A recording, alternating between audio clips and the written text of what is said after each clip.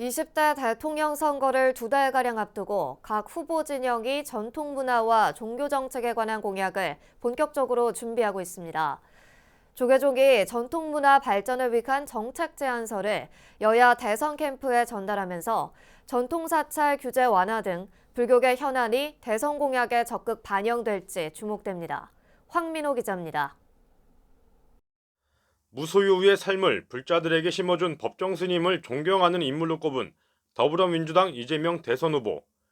이재명 후보는 지난해 11월 조계종 총무원장 원행 스님을 예방한 자리에서 불교가 우리 문화의 뿌리임을 잘 알고 있고 종교 중 유일하게 법률에 따라 재산권 제한을 받고 부담도 받는 것을 잘 알고 있다고 말했습니다. 최근 더불어민주당 정청래 의원의 불교 폄훼 발언이 대선을 앞둔 여당의 악재로 작용하면서 불교 현안에 관한 이재명 후보 측의 입장은 전보다 한층 긍정적이고 전향적인 것으로 파악됩니다.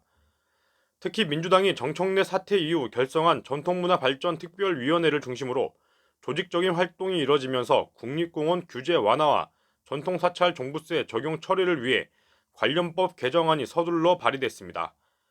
유정주 의원의 재산안전관리기본법 개정안과 이수진 의원의 자연공원법 일부 개정안, 윤후덕 의원의 조세특례제한법 일부 개정안 등이 대표적인 사례입니다.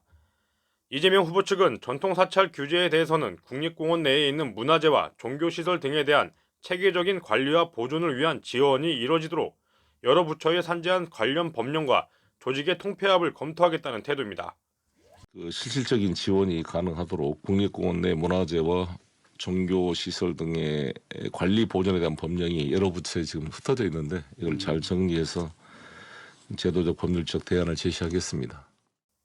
대선 후보 가운데 가장 돈독한 불자라고 자처하고 있는 국민의힘 윤석열 대선 후보는 출마 선언 후 불교계 행사에 가장 적극적으로 참석하는 모습을 보였습니다. 이제는 단순히 불자로서 불교계에 다가가는 차원을 넘어 관련 정책 수립으로 접점을 넓힌다는 게 윤석열 후보 캠프의 구상입니다. 이와 관련해 국민의힘은 문화재 관람료 문제나 전통문화 계승 발전에 필요한 제도 정비 등과 관련해 전문가들의 대안을 종합적으로 검토해서 조만간 공약으로 삼는다는 계획입니다.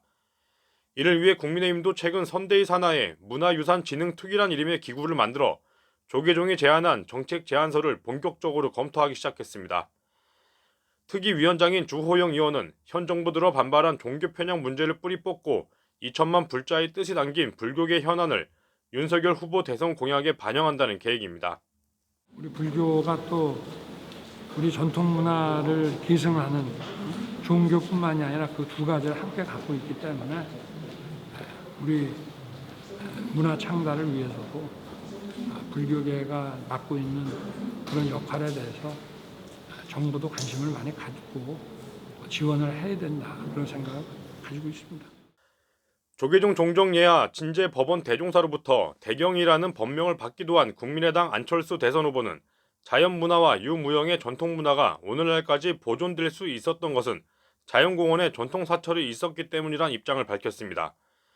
또 정청래 의원의 불교 폄훼 발언으로 사회적 이슈로 떠오른 문화재 관람료 문제에 관해서는 하루빨리 사회적 합의를 이뤄야 한다고 주장했습니다.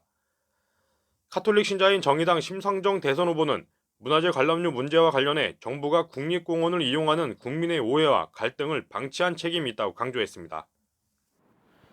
여야 대선 후보들은 전통사찰 규제 완화와 문화재 관람료 정책 개선 등이 이뤄져야 한다는 데 같은 입장을 보이고 있지만 불교계에서는 구체적인 대선 공약화로 실질적인 의지를 보여야 한다고 지적합니다. BBS 뉴스 황민호입니다.